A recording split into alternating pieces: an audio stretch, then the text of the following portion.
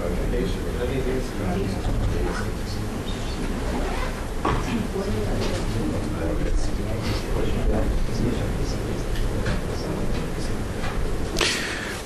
good morning. My name is Paulo Sotero. I'm the director of the Brazil Institute at the Wilson Center. It's a pleasure to have you here this morning. I welcome you on behalf of the Brazil Institute and the Environmental Change and Security Program,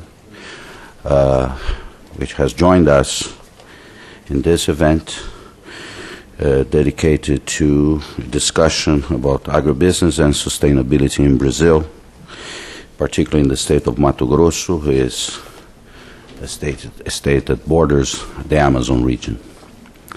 The director of the Environmental Change and Security Program, Jeff DeBelco, is here and will help us lead the second half of this discussion. I would like to recognize a few people that are here today that are particularly important to us. Skipping for a while, Governor Maggi. Well, I will introduce him briefly, shortly. First, Bruce Babbitt, former governor of Arizona, former Secretary of the Interior of the United States. Welcome, sir.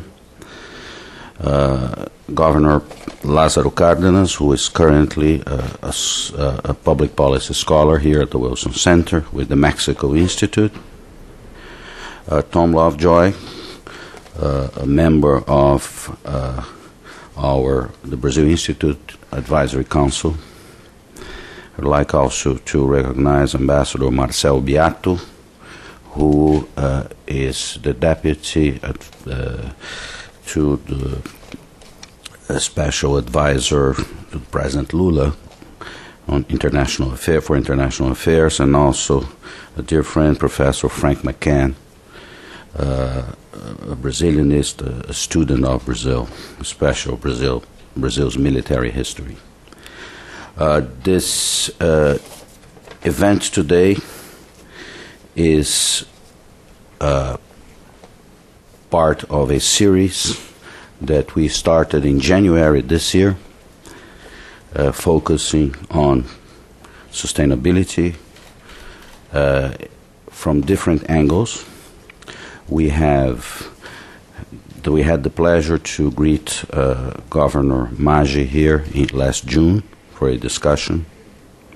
The idea here is to engage in an informed discussion about issues that are absolutely important to Brazil and absolutely important to the world, having to do with, on the one hand, development, especially through farming. Mato Grosso, and the governor will explain to you, is the breadbasket of Brazil, the agricultural frontier of Brazil, and also a state that has part of its territory, its northern reaches in the Amazon region. There are lots of statements that are made about the issue of sustainability, farming, biofuels, etc.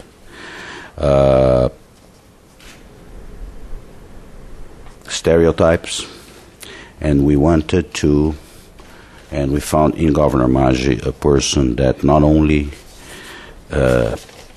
understands the issue, he lives this issue. He is a farmer, he is an agronomist, he is a politician. He comes from the state of Paraná in Brazil. His family operates a very successful business, agribusiness, which is the largest today, I believe is the worldwide largest producer of soybean. He was a senator before he became a governor. He was elected governor of his state. He was re-elected governor of his state. It is a great pleasure to welcome the Governor Blairo Maggi back to the Wilson Center. Let me just, for those who are not familiar with what we do here, explain to you that the Wilson Center is a national living memorial to President Woodrow Wilson that governed the United States from 1913 to 1921. The center provides an essential link between the worlds of idea and public policy in order to address current and future domestic and global challenges. The center fosters policy-relevant research and dialogue to enhance the capabilities and knowledge of public and private sector leaders, citizens, and institutions worldwide. It was created by an act of Congress. It is nonpartisan, and it's supported by both public and private funds.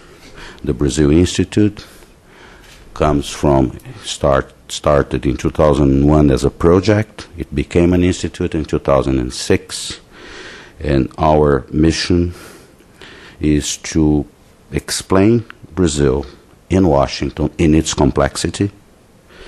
It is to facilitate dialogue on issues that are relevant to Brazil and to Brazil-U.S. relations.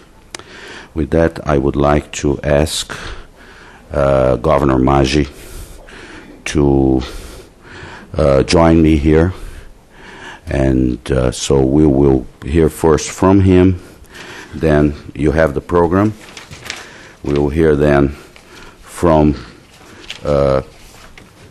both representatives of the agro sector in Mato Grosso and from representatives of the environmental community that are knowledgeable about what's going on in Mato Grosso as far as agribusiness and sustainability. Governor.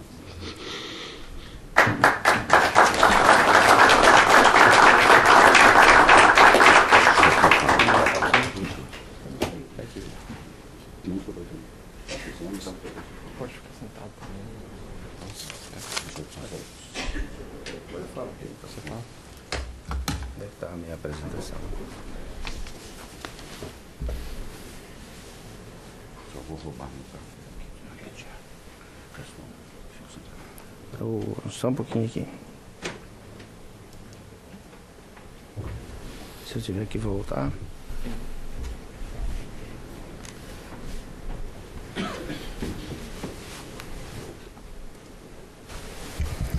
Bom dia a todas as senhoras, todos os senhores. Quero mais uma vez agradecer ao convite de estar aqui nesse Instituto, Dr. Paulo, onde nós possamos colocar os pontos de vista que o Estado de Mato Grosso tem, que a agricultura do nosso Estado, como ela atua, e também as questões ambientais que tanto são ditas pelo mundo afora, também no meu país. Nós acabamos, por ser uma atividade agrícola e uma atividade que é ligada ao campo, muitas vezes nós somos criticados pela atividade que fizemos. E desde 2 anos atrás, aproximadamente, a gente decidiu que deveria começar a participar de alguns fóruns fora da nossa casa, fora do nosso estado e fora do nosso país, para dizer aquilo que efetivamente vem acontecendo nessa região e qual a preocupação que nós temos com o desenvolvimento sustentado da nossa economia, da nossa agricultura. Então, eu, pela segunda vez, participo aqui nesse instituto. Quero agradecer mais uma vez a oportunidade de estar aqui e dizer que nós temos uma preocupação bastante grande com respeito ao futuro do nosso estado, do estado de Mato Grosso, e também o futuro da Amazônia. Uma vez que o estado de Mato Grosso, depois um pouquinho à frente eu vou mostrar no slide, o estado de Mato Grosso ele não é um estado essencialmente amazônico. Nós, geograficamente, estamos colocados junto com o centro-oeste brasileiro e também na parte amazônica. Dependendo do tipo de política que o nosso governo, o governo federal, determina, tem momentos em que nós entramos na área do centro-oeste para responder por essas políticas, e em outros momentos pela região norte ou pela região amazônica. eu como governador tenho que participar de dois fóruns, o Fórum dos Governadores do Centro-Oeste e também o Fórum dos Governadores do Norte ou da região amazônica. Então, por isso explica exatamente a posição que nós nos encontramos. E o Estado, ele tem uma característica de ter, sim, uma parte amazônica, um pedaço da sua área, de bioma amazônico. Mas isso foi, de certa forma, dito a nós, foi convencionado pelo governo brasileiro na década de 70, quando o governo decidiu de que a política de ocupação dessa região ela deveria ser uma política mais consistente, uma política de presença física de homens, né, de famílias, de negócios, de agricultura, de pecuária, de indústria nessa região, para que o Brasil não sofresse ou não se criasse a possibilidade de o Brasil perder esse território para organismos internacionais. Desde então, desde aquela época, já se tinha essa preocupação de que o Brasil tinha que, até tinha um bordão que diz assim, entregar, né? Se você tinha que fugiu o meu termo agora, integrar, né? Trazer para dentro para não entregar para os outros. Essa era a forma como o Brasil se referia. Então o governo brasileiro fez um grande programa e chamou para lá milhares de pessoas, constituiu programas de fábricas, fez um programa chamado de Zona Franca de Manaus, onde hoje lá tem um grande polo industrial, e também nos outros estados foram sendo criados polos agropecuários. Então a decisão do governo era essa, e nós fomos para lá. Eu sou um desses, né? A minha família é resultado de um desses processos de ir para a Amazônia, de ajudar a construir essa Amazônia. Então a Amazônia, de certa forma, ela foi ocupada, e é ocupada ainda hoje, por vários grupos de pessoas oriundas de várias partes do país, quer sejam eles vindo do Nordeste brasileiro com a sua cultura, do sul do Brasil, da região de São Paulo e assim por diante. E cada um deles com as suas características, com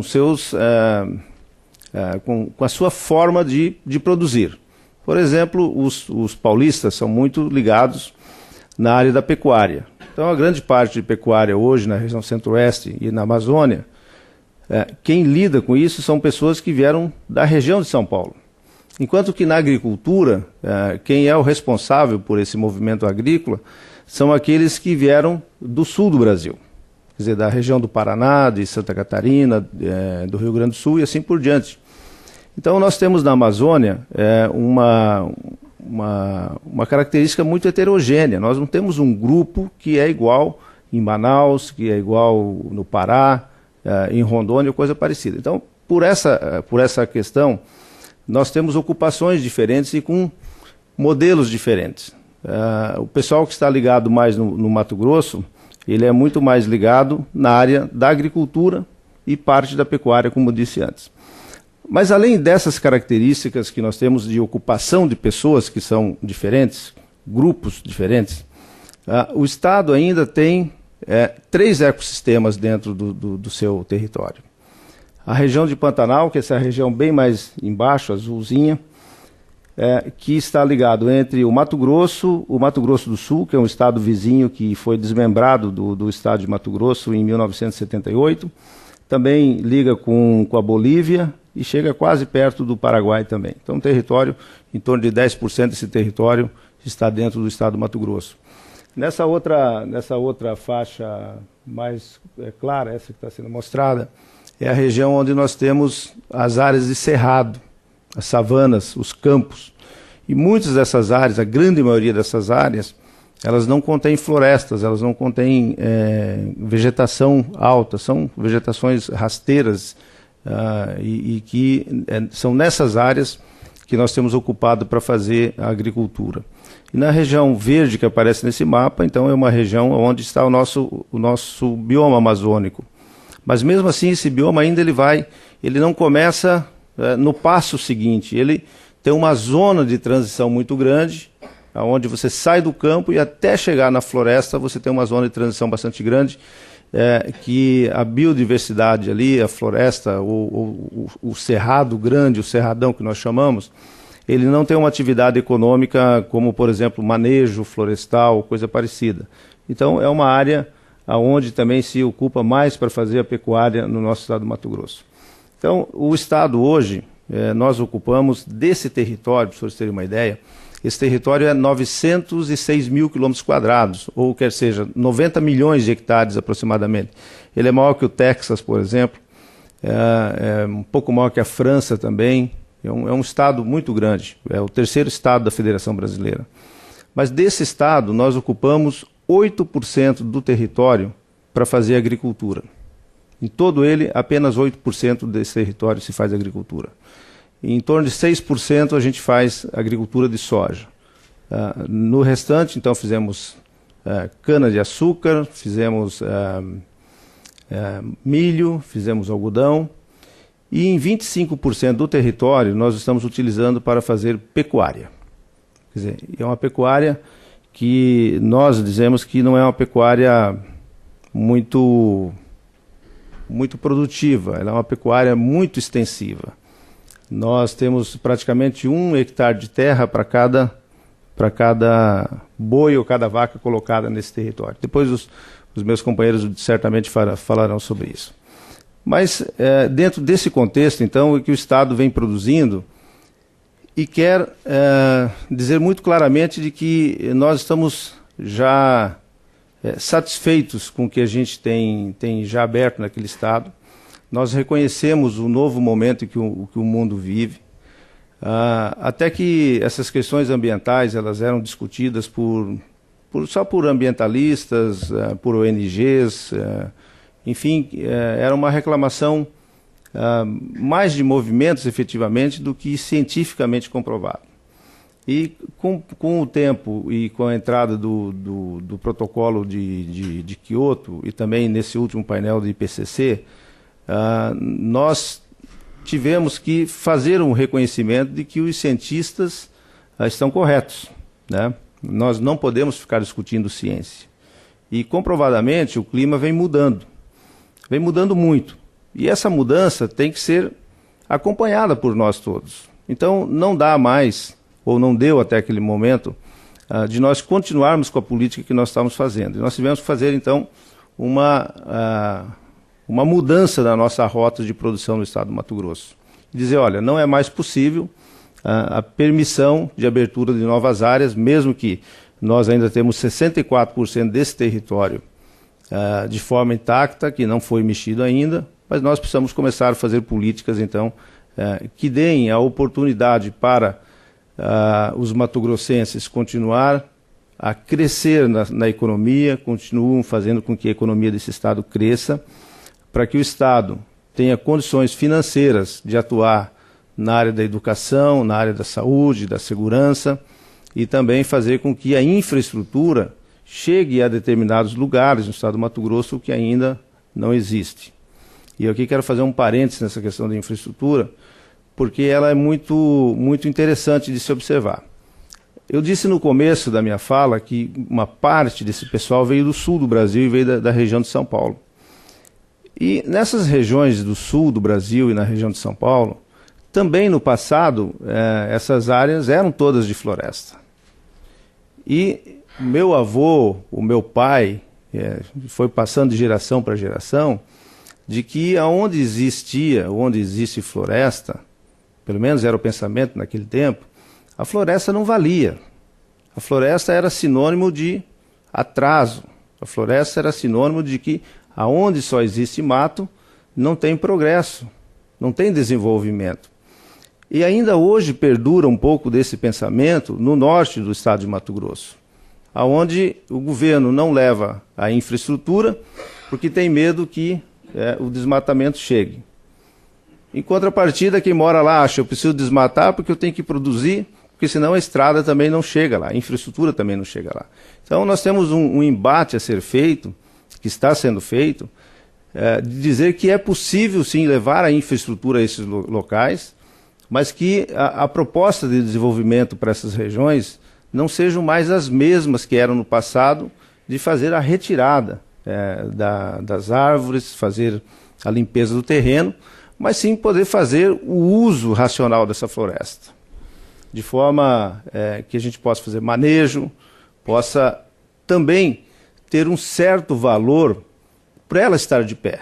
Mesmo que ela não esteja nela uma produção de madeira muito boa, ou que seja rentável ao seu proprietário, mas nós estamos buscando nessa discussão e nessa formulação uma fórmula de como é que esse produtor que mora nessa região, no norte do nosso estado, como é que ele pode participar desse movimento de preservar, mas ao mesmo tempo ele ter renda suficiente para manter o filho dele na escola, embora a escola no Brasil seja pública, mas precisa comprar caderno, precisa, enfim, ter algum recurso. Ele precisa alimentar seus filhos, ele precisa eventualmente levar esses garotos, essas garotas no médico, enfim, todos nós temos o desejo de continuar crescendo economicamente. Então nós temos defendido em alguns fóruns, e eu participei há 15 dias de um fórum na Califórnia, junto com outros governadores, onde nós discutimos a questão do pagamento por serviços ambientais prestados, chamado RED.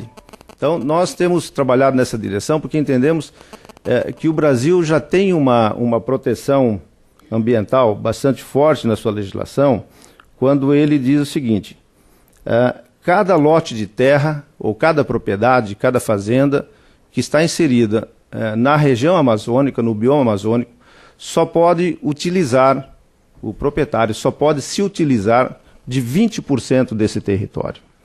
80% do território dele, da área dele, por lei, já é proibido de mexer.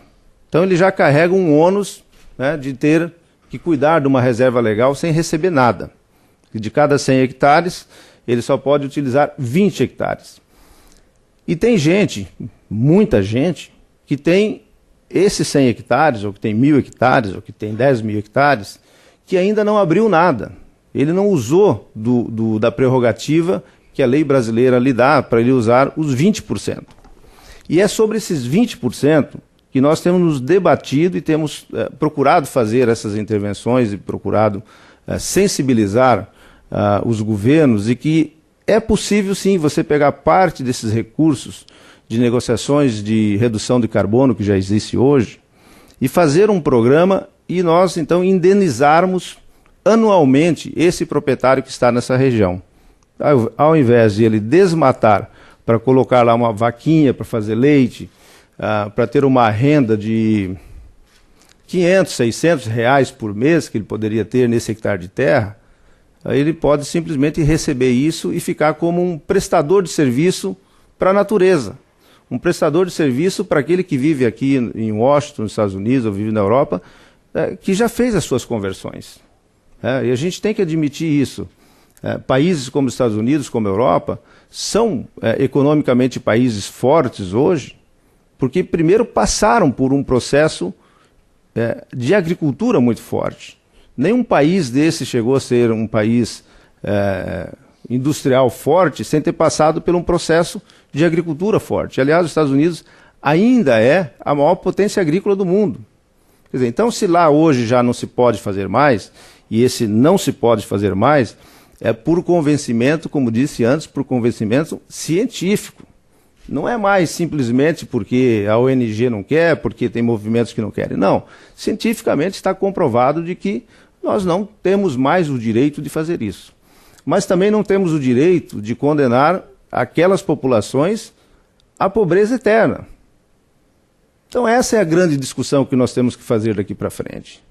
Como é que vamos preservar, mas como é que vamos fazer com que esses que moram nessa região possam ter o acesso às coisas que todos nós queremos. Há 15 dias atrás, nessa conferência da Califórnia que participei, ouvi muito claramente, num vídeo que o presidente Barack Obama mandou para lá, dizendo que ele reconhecia que os Estados Unidos, até então, é o maior poluidor do mundo, mas que, até agora, também os Estados Unidos não aceitou essa discussão. Fez de conta que nada era com ele, mas que a partir do momento em que ele assumiu o governo, em janeiro, ele dará uma outra direção a essa situação, ou essas questões ambientais que dizem respeito à mudança climática, ao aquecimento global. Então, nós esperamos que essas mudanças que poderão acontecer estejam incluídos dentro de tudo isso, esse pagamento por serviços ambientais prestados, que aí eu tenho certeza de que nós vamos conseguir fazer com que a redução do desmatamento na Amazônia como um todo, nós teremos muito sucesso. Agora, enquanto isso, nós temos alguns serviços, algumas coisas que estamos fazendo e estamos obtendo bastante sucesso com isso. Como, por exemplo, o Brasil e o Mato Grosso cresceram muito na produção nos últimos anos. E eu vejo, às vezes, algumas conversas fora do Brasil da preocupação que tem. O Brasil está se transformando no grande produtor de etanol do mundo. É uma tecnologia nossa, descoberta e aprimorada desde a década de 70. Hoje, a maior parte da nossa frota de veículos, principalmente de automóveis, ela roda com combustível alternativo.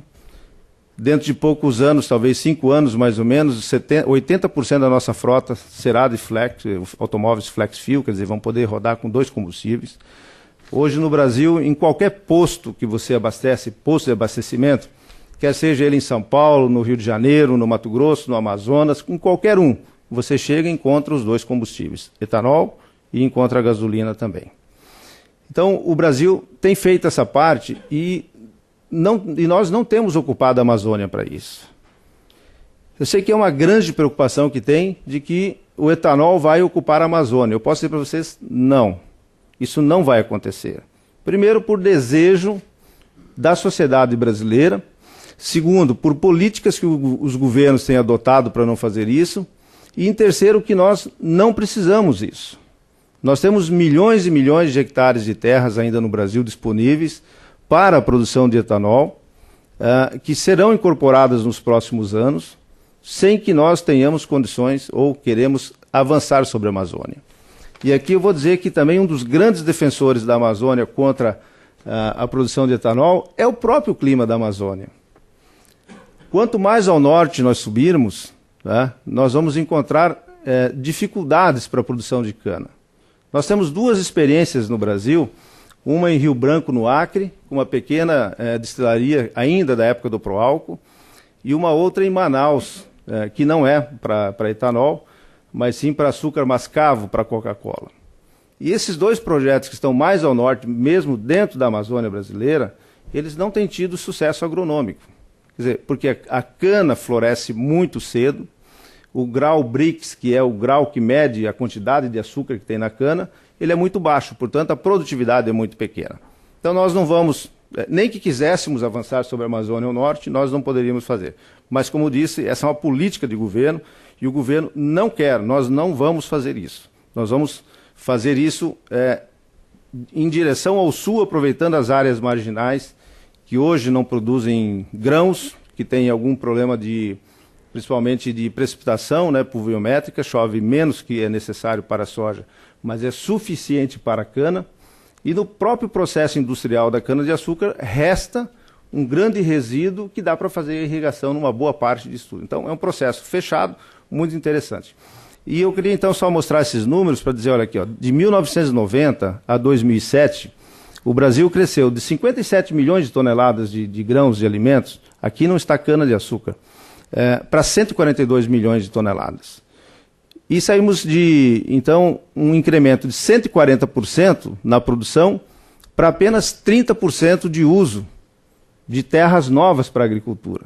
Se olharmos esses 30% e poderíamos dizer 100% desta área foi em Mato Grosso, que é mais ou menos o número que cresceu. Mas também não é verdade, não é a realidade. O Mato Grosso também, quando nós colocarmos esses números, nós vamos ver que o Mato Grosso também cresceu muito na produção e cresceu pouco na área ocupada para isso. Por que isso acontece? Porque o uso de tecnologia é bastante forte.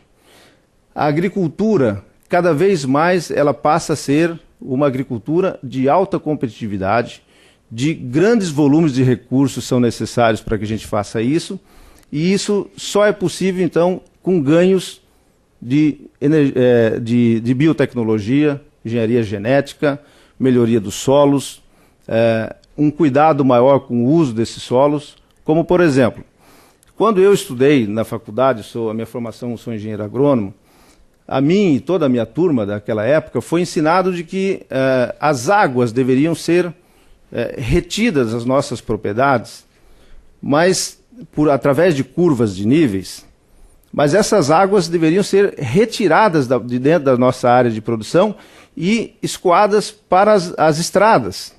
E as estradas seriam os canais naturais para levar as águas para os rios. Isso numa chuva de 100 milímetros, em uma hora e pouco, nós já estávamos com a água toda dentro dos rios. Isso foi ensinado a mim, pelos meus professores. Mas o tempo foi mostrando que as coisas não eram assim. E hoje nós fizemos todas as modificações, e as curvas de níveis, que eram chamadas de níveis, mas eram em desníveis, quer dizer, elas tinham um gradiente para correr a água, hoje não mais. Hoje 100% da água de uma chuva, pode ser de 50 milímetros, 100 milímetros, ela fica no solo, dentro da sua propriedade, e percola, quer dizer, ela infiltra e faz o caminho natural dela para o lençol freático e depois fazendo com que as nascentes dos rios prossigam. Outro avanço grande que nós tivemos na agricultura nessas regiões, o plantio direto. Quer dizer, o não uso mais de ferramentas tradicionais, que vinham desde a pré-história, como arado, como grade, remoção de solo, não se faz mais isso também. Hoje se ocupa ainda, se ocupa todo o resto de cultura da cultura anterior para servir como colchão, servir como amortecedor da chuva, para que não desagregue o solo quando cai. E a permanência de umidade por muito mais tempo, então requerendo menos água para que a gente possa produzir mais. Então são sistemas que vieram, como por exemplo a recuperação de embalagem de agrotóxicos. Eu quando me formei, Dr. Paulo, também as embalagens de agrotóxicos eram enterradas ou queimadas. Essa era a vida e assim que foi nos ensinado. Hoje não mais. Hoje em Mato Grosso, 98% de toda a embalagem de agrotóxico que é levada para as propriedades são de lá retiradas, levadas para as recicladoras e transformadas novamente em produtos de polipropileno para se transformar em conduítes, canos, não para água, mas para construção civil e coisa parecida. O Brasil tem 95% das suas embalagens recuperadas, enquanto os Estados Unidos, não sei se chega a 60%, 50%. Na Europa também, 20% aqui. Na Europa também é assim. Então, quer dizer, o Brasil vem dando uma demonstração de que a agricultura que nós estamos fazendo, ela é de fato sustentável. E é isso que nós perseguimos, é isso que nós queremos. Queremos mostrar para o mundo que é possível sim produzir nas áreas que já foram convertidas, cada vez mais aumentar a nossa produtividade e cada vez ser mais eficientes. Disse antes na pecuária que nós somos ineficientes. E somos um boi ou uma vaca para cada hectare. Isso é um absurdo, não pode continuar. Em 8% do território de Mato Grosso, nós produzimos 8% de toda a soja do mundo. 30% da soja brasileira sai do estado do Mato Grosso. Nós somos o maior produtor de algodão daquele país, o segundo maior produtor de milho e de arroz também. No entanto, temos 25 milhões de hectares de pecuária que, como disse, são muito fracos. E é sobre isso que nós estamos nos debatendo agora, junto com o governo federal, de como transformar esse uso dessa terra de forma ineficiente em alguma coisa mais eficiente. Então, vamos imaginar que dos 25 milhões de hectares que nós temos disponíveis à pecuária, a gente consiga trazer, então, mais 8 milhões de hectares para a agricultura. Então, nós podemos dizer, então, que o Mato Grosso pode dobrar a sua produção sem ter que usar novos espaços para o desflorestamento, por exemplo. E isso é uma coisa difícil de fazer. Não é uma coisa fácil, porque você transformar um agricultor em pecuarista, quer dizer, ele de produtor agrícola, para ser um boiadeiro, é fácil. Mas pegar um pecuarista e transformá-lo em agricultor é muito difícil, porque muda a cultura, muda o jeito de fazer as coisas e principalmente o capital envolvido sobre isso. Mas essa é uma política que o governo brasileiro terá que adotar dentro de pouco tempo, porque esse extrato que eu mostro do Mato Grosso, ele é válido para o Brasil também. Então isso quer dizer que nós no Brasil podemos crescer ainda muito na agricultura sem ter que usarmos a floresta amazônica. Então, dentro desse espírito que nós gostaríamos de colocar, de que temos sim a preocupação no Mato Grosso, temos a preocupação no Brasil com a floresta amazônica. Ela não é uma preocupação só daqueles que moram fora, né? É uma preocupação nossa. E nós, como governo, eu como governador, que me reúno a cada 2 meses com os nossos governadores dos 9 estados da Amazônia brasileira, nós discutimos isso com muita frequência. O Brasil agora criou há pouco tempo um fundo amazônico que pretende fazer com que recursos que venham do mundo inteiro para abastecer esse fundo, ele possa ser transformado em projetos pelas comunidades, às vezes até pelos próprios governos, transformar isso em alguma coisa que possa melhorar essa relação, que possamos fazer com que a Amazônia, então, seja cada vez mais preservada. Então, eu gostaria aqui hoje, Dr. Paulo, de deixar bem claro isso, que o governo do Estado do Mato Grosso e o governo brasileiro vem trabalhando para fazer essa consolidação de não mais desmatamento da Amazônia, da verticalização da nossa economia, cada vez nós crescermos mais aproveitando o que temos, e num segundo momento, eu espero que o meu estado possa usar de toda a produção de proteína vegetal que nós temos hoje, que são milhões de toneladas, possamos transformar isso em produtos de maior valor agregado, como, por exemplo, frangos, perus, suínos, bovinos, e que a carga que sai hoje de lá de Mato Grosso e que vai produzir frangos muitas vezes na Europa, que vai produzir na Ásia, que possamos então, quem sabe num futuro recente, não mais mandarmos os grãos para lá, mas mandarmos os produtos feitos.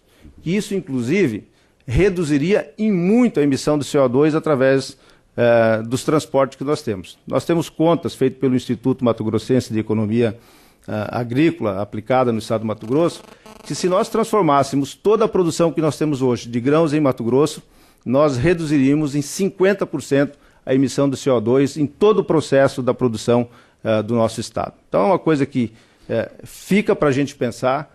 Acho que nós temos muitas coisas para mudar daqui para frente. Ninguém no mundo quer abrir mão daquilo que já tem. Acho difícil alguém abrir mão do carro, abrir mão do ar-condicionado, abrir mão do avião que tem, que voa para cima e para baixo. Acho que ninguém quer abrir mão disso. Agora, todos nós temos a obrigação de achar um jeito de como fazer isso sem que nós aceleremos o processo de degradação do mundo como vem acontecendo. Então esse é o recado que eu quero deixar aqui e dizer que o Mato Grosso ele não é empecilho em nada. O Mato Grosso não é aquele que quer atrapalhar nada. O Mato Grosso não é aquele que quer liderar essas questões do desmatamento, mas pelo contrário, ele quer liderar e ajudar a liderar, ajudar aqueles que querem buscar uma nova forma de produzir, de forma sustentada, de forma responsável, para que a gente não deixe os milhões e milhões de pessoas passarem fome ou faltar alimento no mundo inteiro. Então esse é o nosso desejo. Eu acho que os meus companheiros da FAMATO e da ProSoja, que é da Federação da Agricultura e também da Associação dos Produtores de Soja, vão poder fazer uma explanação com muito mais riqueza aqui, de detalhes de como é que se produz, etc. e tal. Eu quero mais uma vez agradecer e dizer que em outras oportunidades estarei disponível para vir até aqui, fazer os debates e certamente depois faremos o debate. Muito obrigado.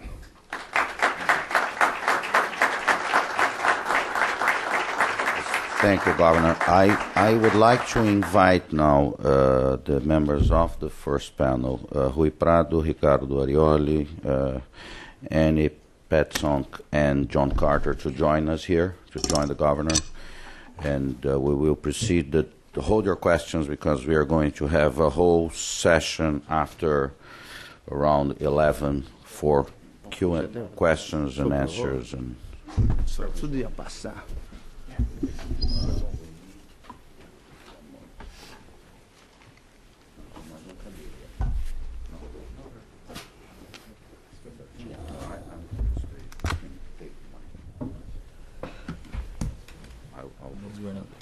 O Rui vai falou tudo, não sobrou nada para falar.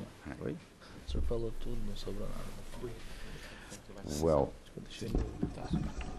I think that Rui Prado is going to go first, right? Are we... Fala de lá daqui. Okay.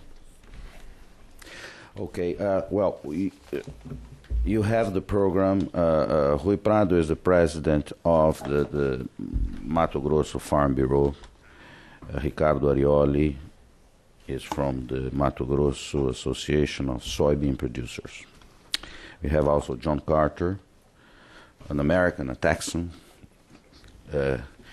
living now in Brazil, where he founded with Daniel Napstad, a well-known environmentalist, the Aliança da Terra, and Annie Petsonk, who is an international counsel for the Environmental Defense Fund in the area of climate, in the program for climate and air. The Environmental Defense Fund, for those not familiar with that organization, has been very active, very important in Brazil. Actually, in my previous life as a correspondent here, I met Steve Schwartzman, who has worked in Brazil for a quarter century. It was the Environmental Defense Fund that brought Chico Mendes to the United States, and that has been working with Brazilian NGOs, Brazilian farmers, Brazilian institutions. So it's a great pleasure to have Annie Petsonk here, and it's a particular pleasure and I'd like to share this with you, that this panel, where you have the producers from Mato Grosso and the representatives of the environmental community, came together because these people, they know each other, they work together. So this idea that you have the producers on the one hand, on the one side, and the NGOs on the other, it looks like in Mato Grosso this is a changing reality. And the more we discuss this issue, the more, not only in the area of agriculture, in the area of infrastructure, we see more and more the environmental community and companies and farmers working together. And I think this is new and this is important. So with that, I would like to give Rui Prado the floor and ask him to start his presentation. Thank you.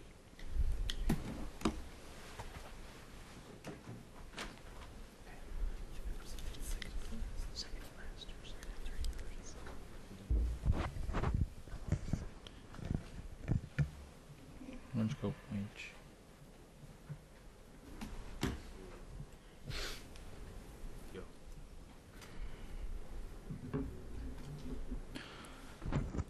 Bom dia a todos. Nesse primeiro momento eu quero agradecer a oportunidade de estar aqui com vocês, de fazer e integrar essa comitiva do nosso governador Blairo Maggi. Quero agradecer também ao Centro Wilson, que nos proporciona um seminário tão importante, numa discussão tão importante como essa que a gente já discute a nível mundial. Eu gostaria de me apresentar, uma breve apresentação. Meu nome é Rui Prado, eu sou produtor rural no estado de Mato Grosso, no município de Campo Novo do Parecis, onde nós produzimos soja, milho, um pouco de bovinos, enfim, grãos e bovinos. E estou presidente da FAMATO, que é a Federação da Agricultura e Pecuária do Estado de Mato Grosso, onde é uma entidade federativa que congrega os sindicatos rurais que estão nos municípios do Estado de Mato Grosso. Hoje nós temos 83 sindicatos rurais fazendo parte da nossa federação, e nós fazemos parte da Confederação Nacional da Agricultura e Pecuária do Brasil. Eu gostaria de parabenizar também o governador Blairo Maggi, uma vez que ele tem chamado essa discussão ambiental para si, e nem sempre foi assim. No passado, nós lá no estado de Mato Grosso, nós fomos chamados para produzir, para desenvolver aquele estado, para desbravar aquele estado, e era assim que nós pensávamos há alguns anos atrás. E de alguns anos para cá, o governador Blairo Maggi tem chamado a atenção dos produtores rurais do seu estado, e nós temos atendido no sentido de discutirmos a tão falada sustentabilidade. E esta é a razão que nós estamos aqui, num primeiro momento, para tentar mostrar o que nós fazemos no estado de Mato Grosso, porque nós temos orgulho do que nós fazemos lá, que é produzir alimentos, mas, por outro lado, nós também somos humildes para estarmos viajando e aprendendo com o resto do mundo práticas melhores para a nossa agricultura e para o nosso mundo. Portanto, o que nós queremos nessa viagem é mostrar o que nós fazemos e também aprender o máximo possível para que nós possamos aí ter um mundo melhor para as futuras gerações. O que nós... o governador Blairo Maggi, ele nos colocou muito bem que nós fomos para o estado de Mato Grosso para desenvolver aquele estado. E o estado de Mato Grosso, como vocês estão vendo neste slide, é um estado que está ao centro da América do Sul, portanto um estado que tem todos os desafios imagináveis de produção, como por exemplo a fabricação da logística, enfim, é difícil a produção nesse estado. Nós temos uma área muito grande, em torno de 90 milhões de hectares, ou 903 mil quilômetros quadrados, uma população pequena para o tamanho do estado, e temos 141 cidades. Enfim, é um estado que, do ponto de vista de produção, a gente compara aqui nos Estados Unidos ao estado de Iowa. E o estado de Mato Grosso, ele tem um perfil bastante voltado para a agropecuária, e no Brasil, assim como o Brasil também, o estado de Mato Grosso é mais ainda voltado para a agropecuária. Portanto, o principal negócio do Brasil na balança comercial é justamente o agronegócio, que envolve todas as atividades relativas à agricultura e pecuária. Então nós temos aí este quadro mostrando que 36,4% da balança comercial brasileira ela é oriunda do agronegócio. E o estado de Mato Grosso, ele é um estado, como nós já dissemos, muito importante do ponto de vista de produção agropecuária, e ele é o segundo estado em volume de dinheiro, em volume de reais na nossa balança comercial. Eu gostaria de dizer aos senhores o porquê de nós estarmos falando das questões econômicas lá no estado de Mato Grosso, porque nós produzimos, somos um estado bastante importante do ponto de vista de produção agropecuária no Brasil. E aqui então nós temos aqui a participação de Mato Grosso na produção nacional de grãos. Nós saímos lá de 94 a 95 com 9%, e estamos aí já na safra 2007-2008 com 20% na participação de Mato Grosso a nível de Brasil. E aqui então nós temos a soja, que tem uma produção de 30% na produção brasileira.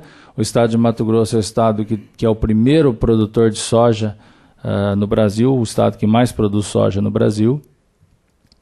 Milho nós estamos em segundo plano, somando-se as duas safras, nós já produzimos 13% da safra brasileira em relação a milho, dando um total de 7,8 milhões de toneladas.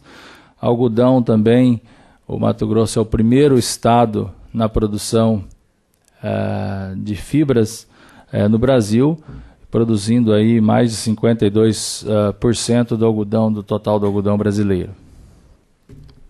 E a bovinocultura também é um estado grande produtor em relação à área produzida, porém nós temos ainda um índice de produtividade muito baixa, e nós reconhecemos isso, e isso logicamente precisa ser mudado. E o nosso rebanho ele aumentou até o ano de 2004 para o ano de 2005, e de lá para cá a gente observa que tem uma redução do nosso rebanho. Aqui é o destino da carne no estado de Mato Grosso. 75% é no mercado interno, 25% das exportações, atendendo países como a Rússia, a União Europeia, Oriente Médio, China, Hong Kong e outros países. Aqui é para mostrar a tendência que tem o nosso estado com relação à pecuária, aí sim de avicultura e de suinocultura. Apesar de termos uma pequena produção a nível brasileira, mas a tendência de aumento em nosso estado é muito grande. Isso é importante para nós, que nós acreditamos que essa agregação de valor dos nossos produtos vai trazer mais renda aos produtores rurais. Consequentemente, isso vai diminuir a pressão sobre a floresta amazônica e sobre a nossa vegetação. Então aqui começa um quadro que eu gostaria de chamar a atenção dos senhores pela importância que tem nesses números e o que o Mato Grosso já conseguiu fazer nesses últimos 20 anos. Nós temos ali, em 1987, a produção do estado do Brasil, aqui é nível brasileiro, o Mato Grosso é um pouco mais ainda, era 16,9 de toneladas, isso considerando a soja. Em 2007 já passou de 57,96 milhões de toneladas. Isso dava uma produtividade média de 1.800 quilos por hectare, passou para 2.800 quilos por hectare. Então nós fizemos um raciocínio muito simples, mas muito importante para nós, eu tenho certeza para todo o planeta, é que se nós continuássemos na mesma produtividade que nós tínhamos em 1987, nós precisaríamos de 10,48 de hectares a mais. Então nós temos uma economia aqui de 10,5 milhões de hectares. Isso realmente é um número muito, muito forte, porque se nós não tivéssemos tido esse ganho de produtividade, com certeza e fatalmente nós estaríamos utilizando no Brasil mais 10 milhões de hectares de produção. E logicamente eu queria chamar a atenção dos senhores que todos os produtos que foram produzidos, aqui cabe uma reflexão a nós também, todos os produtos que foram produzidos no Brasil e no Mato Grosso, logicamente esses produtos foram consumidos, teve mercado para esses produtos, teve comércio para esses produtos, portanto nada foi desprezado e sim foi utilizado por todos os brasileiros e por todos os países que importaram esses produtos. Então isso realmente nos chama a atenção. E aqui, o interessante é que com toda essa produção, e eu gostaria de recapitular um pouco, o Mato Grosso produz, é o primeiro produtor de soja brasileiro, é o primeiro produtor de algodão, é o primeiro produtor de bovinos, o segundo produtor de milho, e com toda essa produção nós ocupamos na agricultura no estado de Mato Grosso apenas 7,6% do território é ocupado com agricultura. Então realmente existe aí um potencial muito grande na nossa região, no nosso estado. E pastagens, o que é interessante aqui é de pastagens em torno de 29% que está sendo utilizado com pastagens e uma pecuária de baixa produtividade. Nós sabemos disso, reconhecemos isso, queremos logicamente melhorar esses índices e é justamente neste território de pastagens, nesses campos de pastagens é que pode crescer a agricultura mato-grossense para atender aí os mercados que são bastante demandados por grãos. E, portanto, nós temos aí uma preservação de mais de 60%, 60 e quase 64%, 63 e pouco por cento, se nós considerarmos só o uso da agricultura e da pecuária. O restante do estado de Mato Grosso, então, está sendo ocupado pela vegetação natural e pelas cidades, por reservas indígenas, unidades de conservação. Então, nós temos aí, o que nós acreditamos lá é que o nosso negócio ele é sustentável, tanto do ponto de vista econômico quanto ambiental, uma vez que o estado como um todo tem mais de 60% de área preservada e nós só aproveitamos esses percentuais aí colocados. Esse aqui é o grande desafio que nós temos na pecuária do nosso estado. Isso nós reconhecemos que tem muito a melhorar, uma vez que comparando-se os índices de produtividades aqui dos Estados Unidos mesmo, isso aqui é a evolução da taxa de desfrute dos rebanhos. Então, nos Estados Unidos, nós temos aí uma taxa de desfrute mais de 35%. E lá no Mato Grosso, nós temos menos de 20%. Isso aí se dá um pouco pelo aumento do rebanho, que veio crescendo nos últimos anos, mas nos mostra claramente que precisa ser tomadas providências no sentido de melhorar essa taxa de desfrute e, com certeza, essas áreas que ficariam ociosas poderiam ir para a agricultura, produzindo mais alimentos sem derrubar nenhuma árvore. E podemos melhorar também a produtividade, uma vez que a taxa de lotação da nossa atividade é de apenas 0,8 unidade animal. Unidade animal é uma unidade que mede um animal de 450 quilos. Portanto, essa taxa ela é muito, muito pequena e a gente acredita que pode chegar tranquilamente a uma taxa de lotação de 1,36 por unidade animal, aumentando então em 70% a taxa de lotação na pecuária com investimentos de baixo custo. São tecnologias que já existem em outros países, existem no Brasil também, basta nós aplicarmos essas tecnologias. Então aqui alguns exemplos, como por exemplo a adubação de pastagem. Se nós aumentarmos a produtividade, média anual de 30 kg de carne por hectare por ano, nós adubando essas pastagens nós podemos chegar aí a uma produtividade muito maior, em torno de 120 kg de carne por ano. A integração lavoura-pecuária, isso aí nós temos discutido muito lá no estado de Mato Grosso, uma vez que as vantagens são enormes quando se faz essa integração da lavoura e pecuária. Nós conseguimos ter até 3 safras por ano na mesma área. Eu acredito que isso é inédito no mundo, porque nós podemos fazer 2 safras com grãos e mais uma com capim, ou seja, daí o boi comeria esse capim, nós teríamos aí 3 safras no mesmo ano. E fazendo isso, com certeza nós vamos diminuir a pressão sobre a floresta, porque as pessoas que estão trabalhando com essa atividade, se conseguirem produzir mais animais numa menor área, não há necessidade de expandir essa produção pela floresta fora.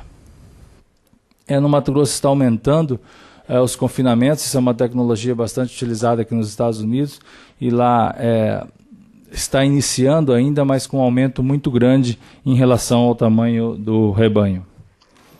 E aqui é o que é o mais importante para nós, que como eu relatei aqui, todas aquelas atividades no estado de Mato Grosso, elas vêm aumentando, porque nós fomos lá no intuito de produzir, e essas áreas foram sendo abertas e foi sendo incorporado novas tecnologias, e todas as culturas, todo o nosso rebanho, ele vem aumentando a taxa de desfrute. Ao mesmo tempo que a partir de 2004 vem diminuindo o desmatamento no estado de Mato Grosso. Isso aqui são números bastante fortes, que a gente percebe que, se colocar números absolutos, muitas vezes a gente até assusta, mas a tendência de queda de desmatamento ela está bem caracterizada nestes últimos anos aí.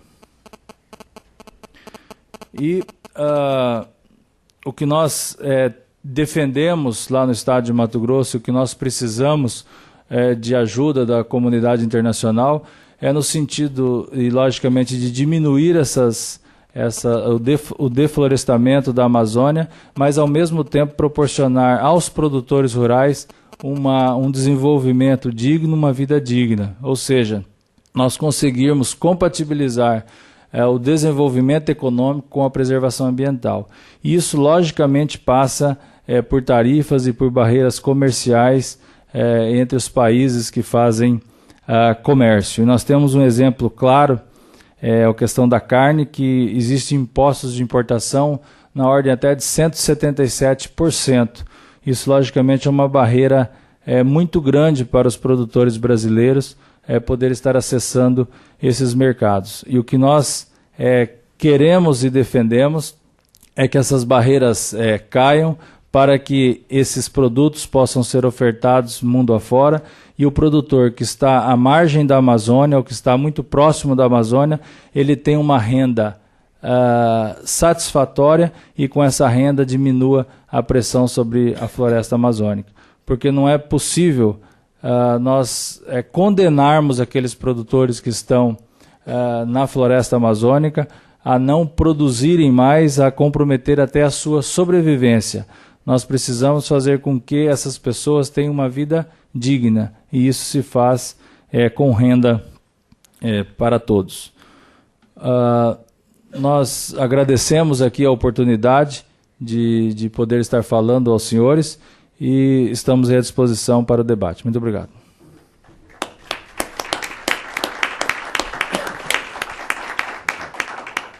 We are now going to hear from Ricardo Aioli from the Mato Grosso Association of Soybean Producers, and you have the bios of every speaker in your... So.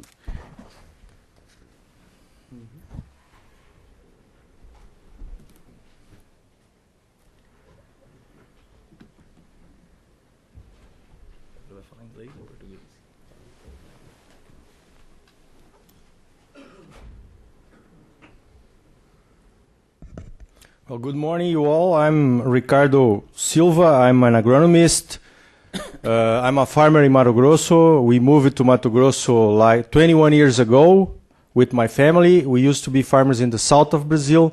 And then we decided, since my brother and I, we are both agronomists. My father were an agronomist also. We planted soybeans in the south. We decided to move to the new frontier of Brazil, like the gold rush that happened here in the United States, the movement that you made for the West region to conquer it. That's more or less what happened with the soybean rush in the 80s to Mato Grosso and other states of the central west part of Brazil. It's very tough to talk after Blairo, Governor Blairo and Rui, because of course we have the same for graduation. Blairo is an agronomist and a farmer also. And we moved more or less at the same time to Mato Grosso State, but I'll try to do my best. It's a great pleasure to be here with you at the Woodrow Wilson Institute. We'd like to thank this opportunity because it's not common for a farmer come here in the United States and tell from our perspective what is sustainable production. Sustainable production, of course, is a concept, a dynamic concept, not a static concept, because every time the technology changes and the comprehension of the world population about some other issues changed also as the climate change that we are facing right now. Of course, the sustainability concept must change it together. So I'll try to tell you what we are doing in Mato Grosso State in soybean production to address this new preoccupation of all the world. AproSoja is the Soybean Farmers Association of Mato Grosso State. It was founded in 2005. I'm one of the 4 vice presidents, and this is our president right here. As Rui said before, agribusiness is the main business in Brazil, 36.5% of all our external incomes. And soy complex is the main business of Brazilian agribusiness, with 7.1% of all the Brazilian trade balance. This is in soybeans. The production of soybeans in Brazil also doubled in the last 10 years, but it doubled to 84%, but we just have an increase in area of 41%. This was thanks to the yield. And if you observe here, the Brazilian yield is in black, and in yellow, the Mato Grosso yield, which is always was better than the Brazilian yield in soybeans. This is Mato Grosso compared to other state yields for soybeans. In the last 15 years, we produced 17.1% more than the Brazilian normal yield for soybeans. And while Brazil harvests 10 crops, Mato Grosso harvests the equivalent of 11.7 crops in the same time. Okay, that's the 5 main producers, soybean producers in Brazil. Mato Grosso is the first one, and then we had the other states here. Like second one is Paraná State, third is Rio Grande do Sul, where I came from. We used to crop soybeans in this state down in the south here, and we represent 26, it depends on the year, it gets to 30% of the Brazilian, all the Brazilian soy production, and this means more or less 8% of the world soybean production in Mato Grosso state. We have 11% of the Brazilian territory, but just 1.6% of the population, 2.7 million people, and this is like 90 million hectares that we have in the state. Just for you to compare, the Corn Belt has 11 states in it, and half of it fits in Mato Grosso state. As you see, Nebraska, Iowa, Minnesota, Illinois, Ohio, and Indiana, you can put inside the Mato Grosso area. But we don't use all this potential. These 6 U.S. states, they plant 14.3 million hectares of soybeans, 15.5%. Mato Grosso plants just 5.8%. million hectares, 6.4% of its territory. And of course, you know that soy represents 40% of the area of the states, because Americans, as I know, like to plant corn, not soybeans. Yeah, so corn represents 60%. So you have to add here in this acreage the corn acreage that is not computed here. Okay, corn in Mato Grosso we do as a second crop. We harvest the soybeans, and then in part of the area we are able to plant corn as our second crop.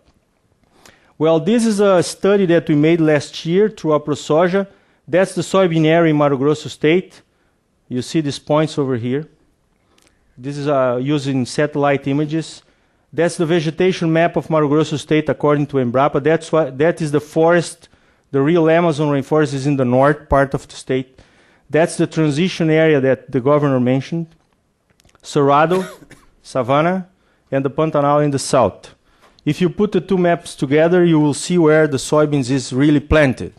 So soy in the Amazon rainforest is a myth, because in the forest, in the real forest, we have just 0.4% of the area. In the transition area, we have 25%.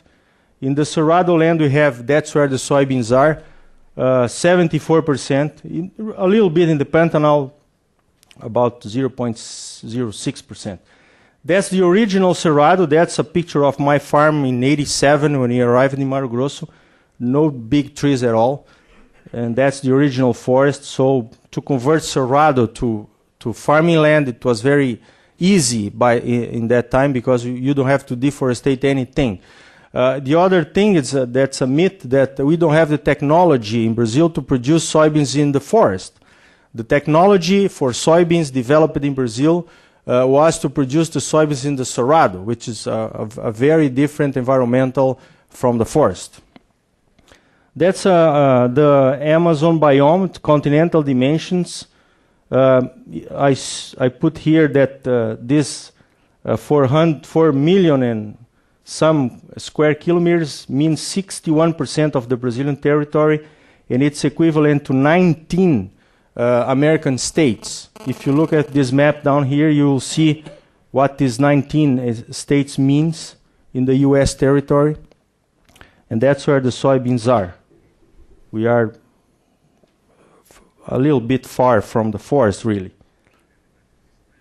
That's the Roundtable on Responsible Soy was a discussion that was addressed for some mainly for some European governments and NGOs. ProSoja is taking part on that. We are discussing principles and criteria on what will be agreed to be the responsible soy production all over the world. Americans decide not to take part. ProSoja was the first ones to start discussing. It's mainly right now it's a new discussion, so it's like Europe and Brazil discussing. Argentina now is taking part. Bolivia didn't decide not to take part. Paraguay also right now didn't agree to discuss. But it's an interesting panel that will have the principles and criteria set by May next year. Okay, and this must fit for every soybean farmer in the world. That's some of the companies and NGOs that are taking part. You know, of course, some of them. It's a multi-stakeholder and participatory process. ProSoja, as I said, is taking part of it. But the interesting thing is that the Europeans came to us to say, well, you have to plant and produce responsible soy. But when we look again at this tariff and commercial barriers, soy grain, soy meal, no import tax. Rough material, it's okay. But when we come with our added value products like chicken, 94% tax in Europe. When we come with our pork production, add value chain, 43%. And when we come with our meat in Europe, 177%. So this discussion, of course, of responsible soy, we will have to discuss these tariffs and barriers because, of course, by the point of view of responsibility, maybe they are not very good. Yeah. These are some technologies we are using. This is the no-till technology. We plant without disc in the soil, as the Governor Maggi said. This prevents erosion, saves at least 50% of the fossil fuels using.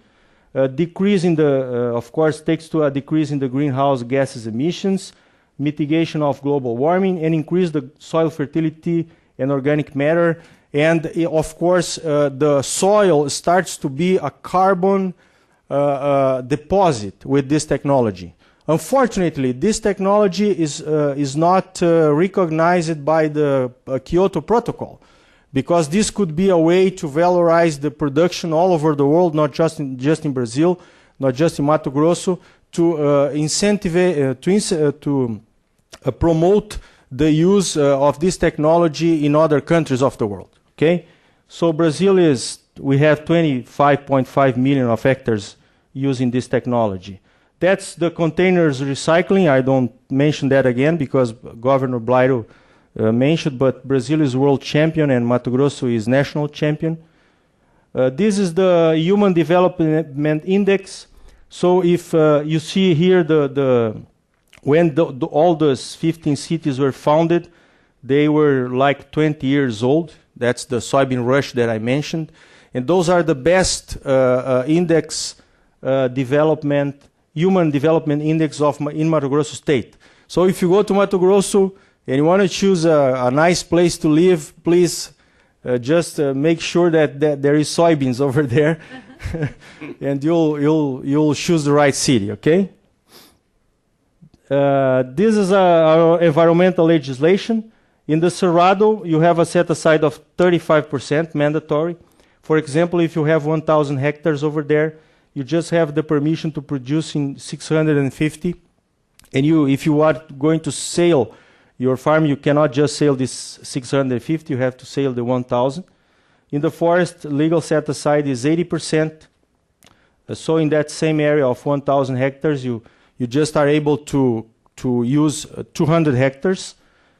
This is the environmental legislation in Mato Grosso state. Mato Grosso demands environmental license, what we call LAW.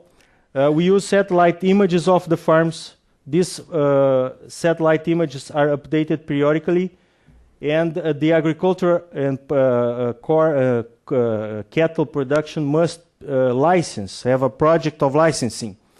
But you can, this is very transparent because you can consult all the licensed farms through the internet. If you go to the web page of our environmental secretary of Mato Grosso State, this is a Zoom in a farm that is licensed, and we also have an online environmental compliance report. So this tool was considered very advanced by the bank of the World Bank and some international organisms. And of course, this is the way that we will show to all the world what we are really doing over there. Okay, that's the big brother of the environmental protection. We signed an agreement with Governor Blairo Maggi last year that we are committed to put 100% of all the soybean farmers in that system until 2010. We have 30% of these farmers, of the farms in that system so far. And that's a concept, that's a new one, the productive landscape concept. So what is it? The new sustainable agriculture. No-till, terrace system, contour planting, riparian vegetation, legal reserves, wildlife corridors, container recycling, and environmental licensing. That's what we are doing there in Mato Grosso. You can see where are the corridors over there. That's another aerial satellite image of a city in the north near the Amazon. You see 80% of preserved areas. And this is the traditional agricultural landscape. No conservation areas inside the farms. Okay, so that's what we are trying to do that to change and to get a more sustainable way of production in our state. Protected areas, we have 30% in the land use. We are producing 30%. 20% are parks and Indian reserves. 38% is set aside in the average, and 5% is riparian areas. So for every hectare in production, we have 1.5 hectares in Mato Grosso State preserved.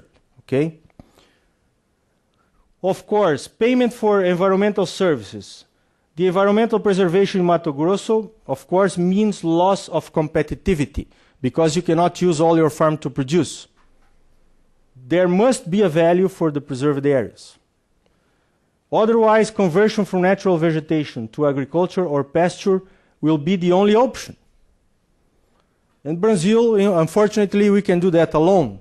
We need, if keep the forest standing, or the legal reserves inside the farms, not in parks outside the production area, need help. If it's good for everybody in the world, of course, we need help to put a value on that. Okay, otherwise, unfortunately, it will be converted to production because a farmer in red cannot take care of the green.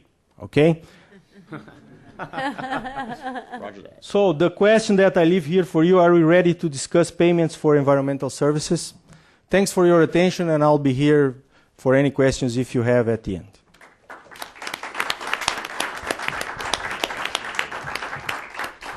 Well, thank you very much, Ricardo. You'll now hear from John Carter, who is, as I told you, from Texas, but at some point he felt Texas was too small for him. So he moved to Mato Grosso. John. Thank you. All my exes live in Texas. That's right, George Strait. It's a pleasure to be here. It's an honor to be here with these guys up here too. People I respect. I'm as Paulo said, I'm from Texas. I moved to Brazil. Where's the?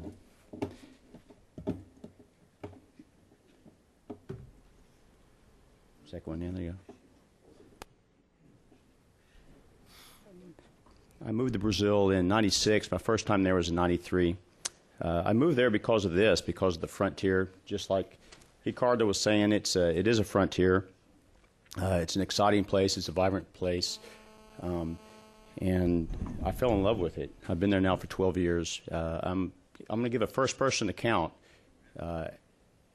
as a producer in the state. These guys represent the state and associations. I'll give you an account more from a layman's view. Not with numbers, but with photos.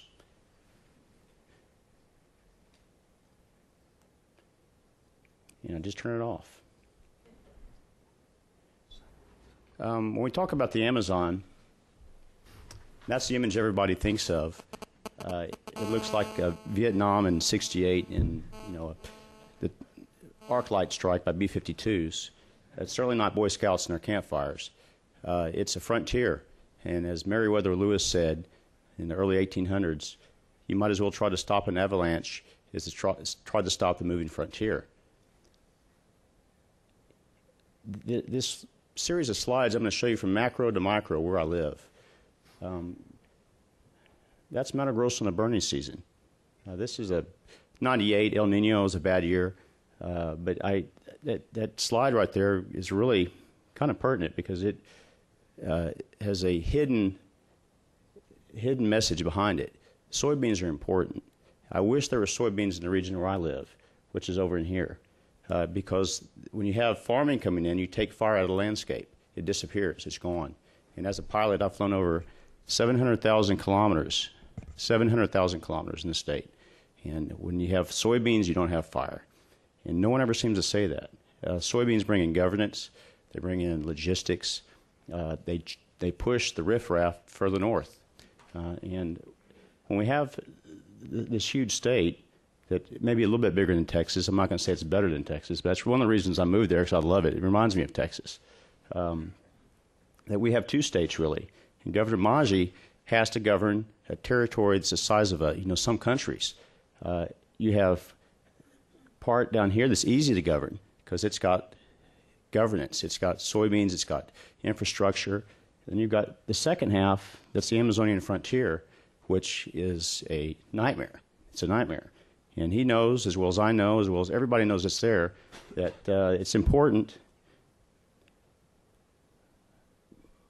for soybeans and infrastructure to move in. Here we're zooming down into the northeast quadrant of the state. That's the Shingu National Park. It's a 5 million acre reserve. My ranch is right here. Zoom in some more. Now we're down to Google. My ranch is right here on the BR-158, BR-80. Going a little bit further, I've been trying to preserve this forest, which is my legal forest reserve.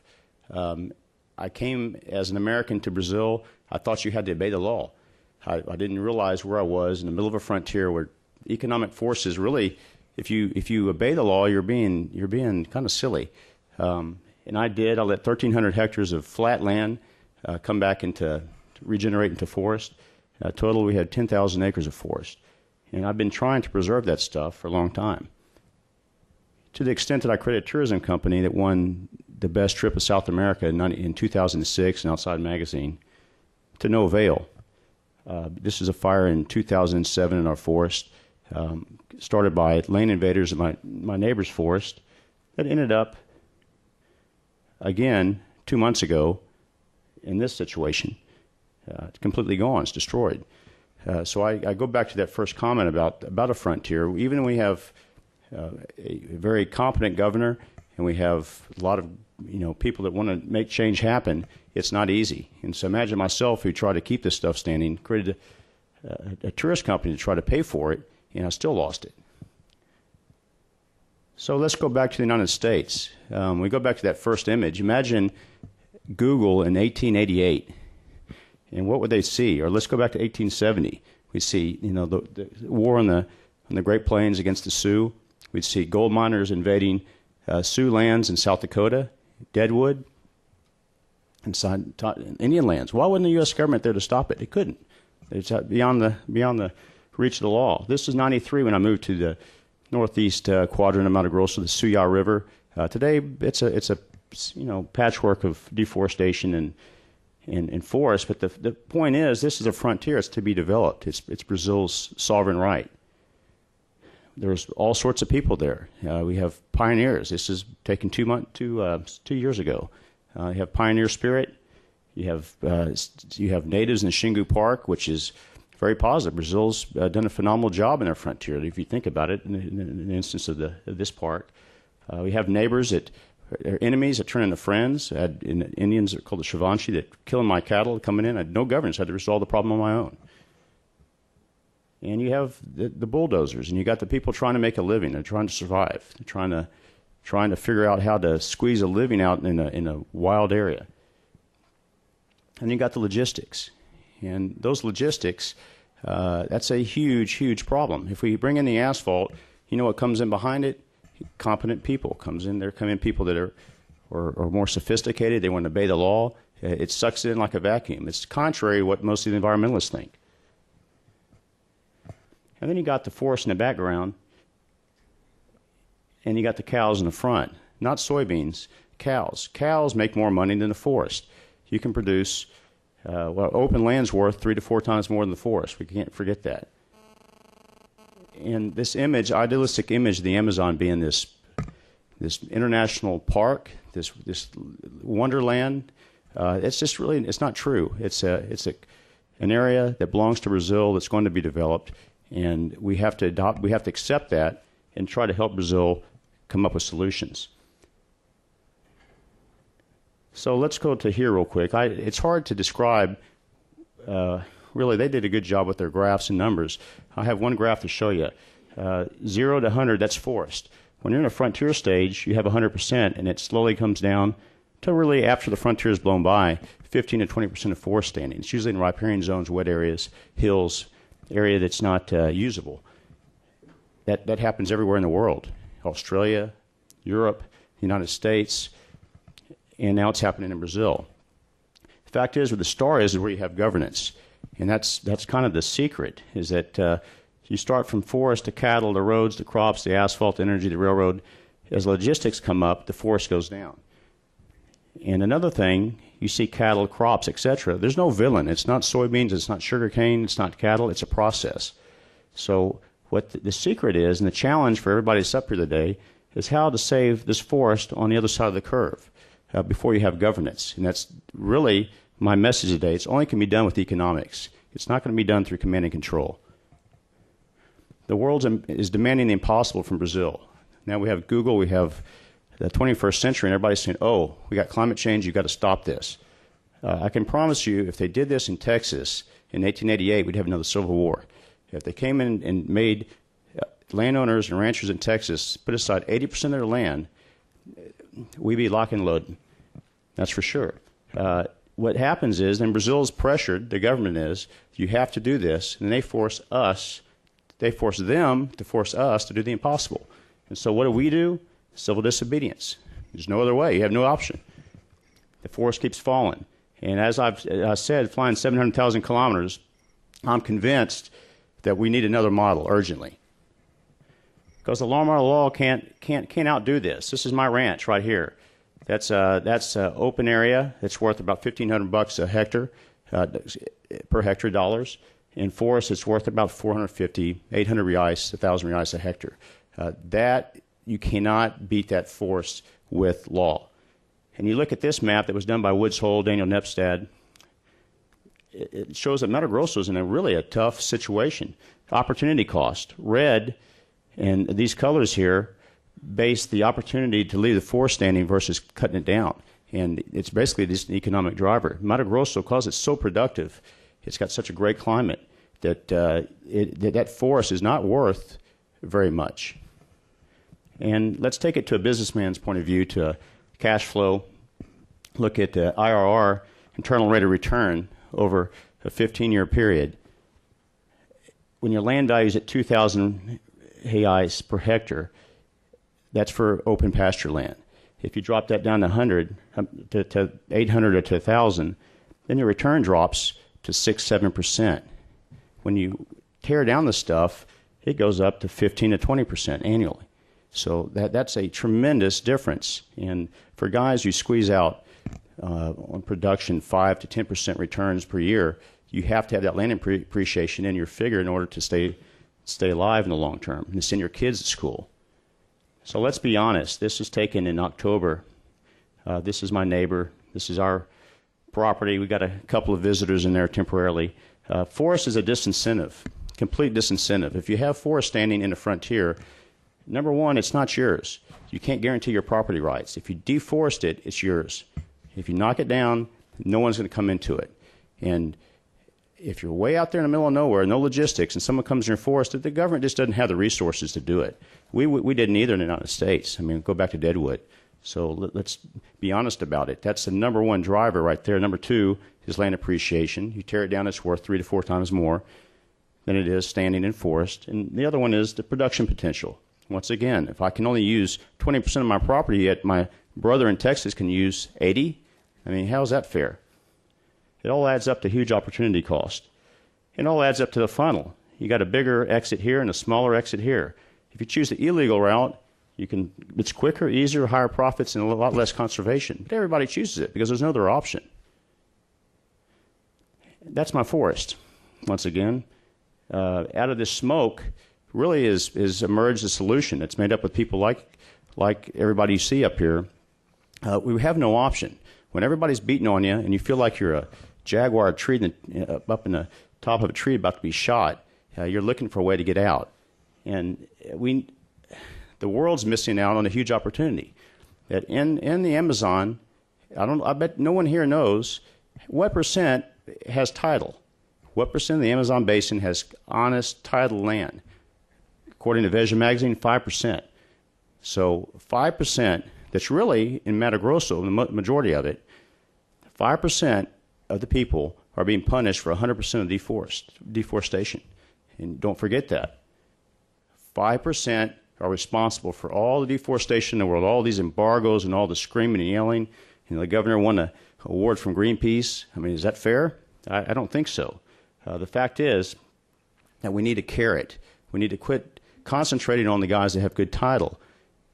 Bring them into the mix because they're scattered across this landscape. They're going to reduce fire. They have good land stewardship ethics that are coming into play. And out of this anarchy, really, there's a revolution occurring in Brazil, in Mato Grosso. And it's very, very invigorating. It's the guys who own the property that are really coming up and say, look, we're sick of this. We're going to be proactive. We're going to show the world how to do it right. Everybody talks about sustainability. I mean, what is sustainability? Who knows? Because the guys that talk about sustainability aren't landowners. They're not producers. They have no idea what it means to make money from the land. Have no clue. Now, I don't want them telling me what sustainability is when they're driving around in their SUVs. And, you know, in the country that pollutes the most in the world. And I'm a huge American patriot, but it's a fact. The deal is that we're in a new century. The climate change is happening. I've seen it happening in Mato Grosso, and the producers there see it too. And we have been tasked with probably one of the biggest, missions in the history of the world. Is how do you stop a frontier process when there's no money to do that, no one's paying you to do that, and use the guys on the ground, the landowners, as your soldiers to do that. And that's what we're trying to do. Aliança is a nonprofit that we started in 2004. In our logo, you can see the rings. Aliança in Portuguese means ring or alliance, but it means wedding ring. That's an aliança. And that's a commitment to the land that every landowner knows. That Ricardo, when he moved up from the south and the governor moved up, they didn't move up there they go and play tiddlywinks. They're living off the land. They're going to go take care of it. It's called good land stewardship. The more you take care of it, the better the thing produces. And that's what we're trying to say is how do you produce correctly in a frontier environment. So real quick, good land stewardship practices, you have to balance them with economic viability, property rights with the responsibilities in social, environmental, conservation, production. And most importantly, the producer goes directly to the scientist, cuts out the middleman. Okay, what we're going to do and how we're going to do it economically and make this viable. That's where we are in the middle, trying to balance the thing. We started a land registry, which is really quantifying this whole process. We started with the Wood Soil Research Center, EPAM, in our institution in Mato Grosso, where we keep it simple, stupid. We concentrate on hard facts, erosion, fire, water, social, and forest. Create a diagnostic plan that is done by field teams. They have trucks, GPS cameras with the GPS embedded in it, and they create a diagnostic. They create an environmental x-ray, a doctor's report. Talks about good points, because no one ever talks about the good things we do. Riparian forests, fencing off forest reserves, taking the cattle out of the streams and put them into to pumped water. And we talk about points to be resolved. They're not negative, because it's not points, negative points, because these are things that cost money to do. And they, like Ricardo said, they've already done my presentation for me. I don't know, to be honest with you. Ricardo's already hit on this point. You don't have money to pay for it. If you're in the red, you're not going to protect the green. So, but there's points about erosion, riparian zones, and wildfire that's burning that this guy has to resolve. And then you quantify the area. 58% of this property is in production, and 34% is in forest, and 6.8% is in riparian zones. The producer is voluntary. He comes on his own. He says, I want to do this. After he gets his report, he signs off on it on the bottom, and what he's going to do in the years he's going to do it. And he's got an auditing process that follows him. Today, this is, once again, in our region. This is a little bit outdated, but we have over half of our region in our system already. And this report, which is right here, gives tools to a landowner which he's never had before. He can see his property with the eyes of a scientist, an environmental scientist. And that's what you see. And you have very simple red and yellow areas of priority zones that he has to correct. So let me just tell you where we are today. We have 250 properties in 6 states. We have 5 million acres in our system. We have a potential to sequester 250 million tons of carbon, 600,000 head of cattle. We're the world example of good land stewardship, hands down. I have no doubt about that. Transparency on the internet. We have MOU signed with the largest cattlemen's association in the world, which is Associação Brasileira de Criadores de Zebu, the Brazilian Feedlot Association, the 2 largest slaughter plants in the region, which all for export, which are talking about the same thing, that those guys over there need to reduce their importation taxes in order to encourage conservation. Arthur Daniels Midland, IFC, Rabobank, and the other one that's not on here is Governor Maggi's company, Grupo Maggi. We're funded by the Packard Foundation, USAID, Blue Moon Foundation, the Moore Foundation, and IFC. And most importantly, we've got to recognize Brazil's sovereignty and their right to grow. I mean, we can't be demanding hypocritical demands from Brazil when the whole world didn't do it. We have to lower the bar and raise the price. We can't maintain these unattainable goals of maintaining 80% of your property in forest. Can't do that without being paid for it. And we have to raise the price for these ecosystem services. We have to make the forest earn its keep. It has to become a commodity. It has to generate income. And we need governance. The world, anyway, this experiment happening here is the largest conservation experiment in the world today. It's got carbon in red, reduced forestation, avoided deforestation. Large landholders, small Indians, 2 slaughter plants that are producing a Xingu beef product for export to Europe and hopefully here someday to the United States. ADM is going to do all their properties, all their providers of grain in the state. We're going to come into our system. And then most importantly, on Governor Maggi's property right here, I don't hope he doesn't mind me showing it, but it's right here. He's got the largest scientific research center in the Amazon today in terms of doctoral and graduate students. It's become the applied science point of reference. What's generated there is being spread all through our system, all over. It's extremely innovating. And when you think about him as a private landowner, he's got more forest in his property than anybody I know. So when you add people like him and me and everybody together, we are going to become the soldiers for conservation in the future. We need market incentives to keep the rest standing. And here, I'm finishing up now. This is Brazil, the Amazon basin, the arc of deforestation, the frontier right here. We're scattered all over it. We've got Grupo Maggi up here. We've got Berichin, the slaughter plant in Pará with IFC, a good sustainability chain of custody project. And we have Independencia, which is a slaughter plant that's going to be creating a beef product for us for export. So the glue is governance. To make this stuff happen, to make this carbon stay down on the ground and not go up in the atmosphere, we have to have governance come in and support us. And to have this in 2050 with business as usual, we're going to have some serious problems with carbon, with global warming. If we have governance and we have market incentives, we're going to have a healthy Amazon, I guarantee it. And this is my last slide. When will the conservation mission be fulfilled? Right now, it's all on the back of the producer. It's not on y'all's backs. It's on my back, everybody up here. That's a fact. And so as a result, there's very little conservation gain. But when you bring government to the mix, you have more conservation. When you bring the markets in, once again, you're getting more conservation. And when you get society finally on board and say, okay, it's time to pay for these services, it's time to itemize these conservation environmental services we're doing as an expense item on an income statement or on our balance sheet. It needs to be a revenue source. Then we're going to have a healthy planet. Thank you.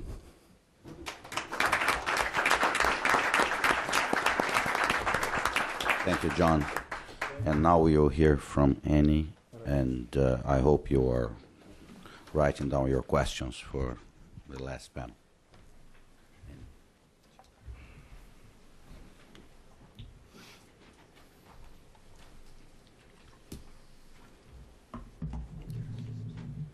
Thank you so much. It's really an honor to be on such a distinguished panel, and thank you for the warm introduction. Paulo, Steve Schwartzman sends his greetings. He is not here today because he's in Poznan, Poland, where it's a little bit colder than it is here in Washington, at the climate treaty talks. And at those climate treaty talks, he is working with a coalition of non-governmental organizations, Brazilian NGOs, research groups, indigenous people, and others to try to get the international community to create the kinds of incentives that you're talking about. He is also going to be leading a commemoration of the anniversary of Chico Mendes' assassination that will be that the entire international climate change policy community present in Poznan, which I believe is somewhere around 7,000 people, will be invited to join in that commemoration. I want to focus on three key messages, and they all concern leadership. Leadership in the United States, leadership in Brazil, and leadership in the advocacy community. In the United States, we are on the threshold of a major change. Governor Maggi spoke about the summit that Governor Schwarzenegger of California convened in Los Angeles about 2 weeks ago and invited governors representing a majority of the world's tropical forests. At that meeting, President-elect Barack Obama gave an address by video conference. It was a diplomatically brilliant move. The international community had been begging the president-elect to please send a delegation to Poznan or send a message to Poznan to the climate treaty talks that are going on there. And the president-elect had said, America has only one president at a time. I am not going to have any members of my transition team appear on my behalf in Poznan while President Bush is the president of the United States. But when Governor Schwarzenegger invited the president-elect to address governors, U.S. governors gathered in Los Angeles with visitors invited by those U.S. governors, including Governor Maggi, that created an opportunity for President-elect Obama to issue his first policy speech on any subject since being elected president, and it was on climate and energy. And in that speech, he said that he would, as one of his first priorities, move legislation to cap the greenhouse gas emissions of the world's largest emitter of greenhouse gases, the United States. U.S. leadership extends not only to the president-elect at this threshold, but also to the new Congress. We are in a very fortunate position to have received an early message from the chair of the Environment and Public Works Committee in the U.S. Senate, Senator Barbara Boxer, 2 days after the president-elect's speech on November 18th. She issued a statement indicating that she plans to move legislation to implement the president-elect's priorities as rapidly as possible in her committee. And subsequent to that, she issued a statement indicating that she was going to work with the new chair of the Energy and Commerce Committee in the U.S. House of Representatives, Representative Waxman, who will be chairing that committee in the next Congress. Having both chairs of the committees of jurisdiction for national legislation in the United States creates an unprecedented leadership opportunity for this country. The foundation of that leadership opportunity is on action already taken by U.S. states. The fact that so many U.S. states have moved, as Governor Schwarzenegger has, working with Western states, Midwestern states, the Northeast states in the Regional Greenhouse Gas Initiative, all moving to cap their greenhouse gas emissions and create carbon trading markets, creates enormous pressure on the federal government to act. Now, I want to spend one more minute on U.S. leadership because it intersects directly with the issue we're here to discuss today, agribusiness and sustainability in Brazil.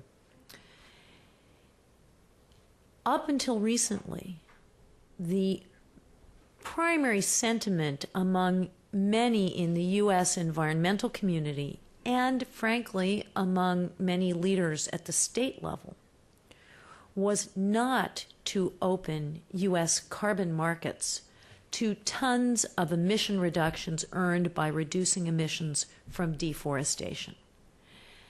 My organization strongly supports opening America's carbon markets to those emission reductions, but frankly, we have been somewhat in a political minority on that view. That is now changing. Governor Schwarzenegger invited Governor Maggi, governors of other Amazon states, governors from forest states in Indonesia to sign memoranda of understanding, laying a foundation for bringing tons of emission reductions earned from statewide reductions in deforestation into the California carbon market and the carbon markets of other states whose governors signed those memoranda of understanding. That is an enormous step and a really crucial one. It is, in effect, a politically significant bipartisan group of U.S. governors saying we recognize the tremendous climate and environmental and biodiversity value of these emission reductions. We believe they can be credibly brought into our carbon markets, and we're committed to working with our counterparts in the states in Brazil and Indonesia to make that happen. Notice in what I just said that I did not use the word offsets.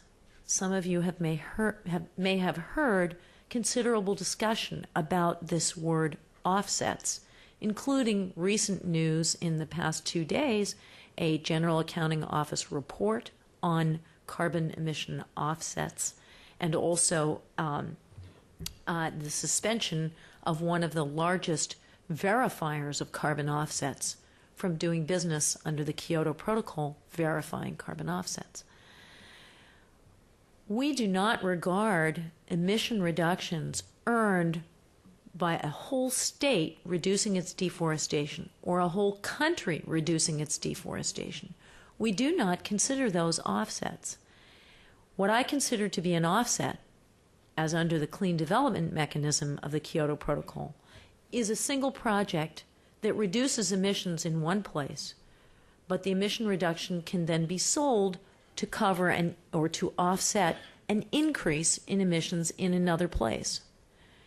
If the only opportunity for developing countries whose emissions are growing rapidly to participate in global carbon markets is through individual projects that reduce emissions in one place, but allow industrialized countries with caps on emissions to offset emissions increases above their caps from those kinds of projects, the world will not be able to achieve a global reduction in emissions that we surely need in order to combat climate change.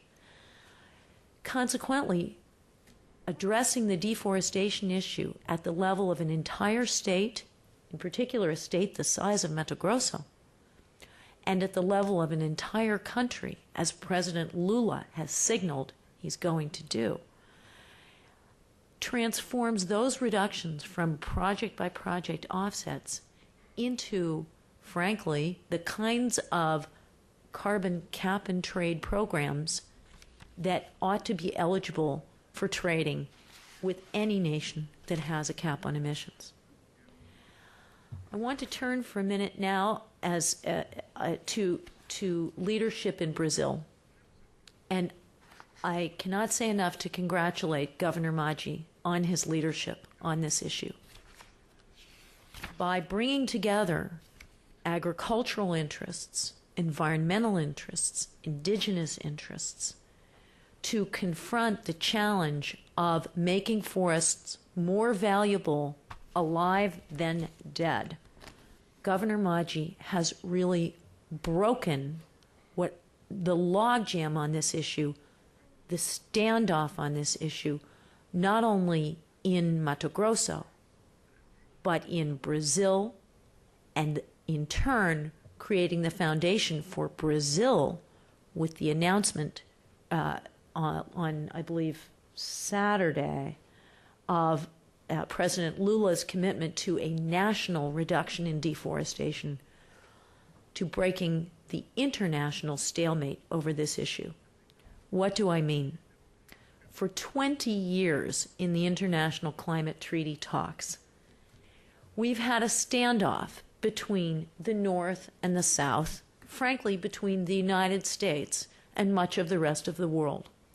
Politicians in the United States have said, why should we cap our greenhouse gas emissions when fast-growing developing nations who compete with us in the arena of international trade are not capping and cutting their emissions?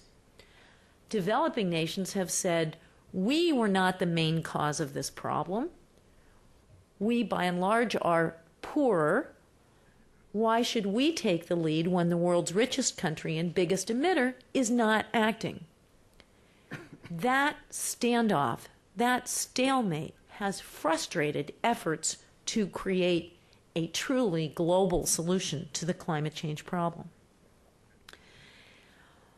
By tackling the deforestation issue and putting that issue center stage in the global climate treaty talks, where previously it was not discussed almost at all, Governor Maggi has really placed the issue in a way that can transform that entire standoff, that standoff in the international negotiations, and quite frankly, that standoff vis-a-vis the U.S. Congress.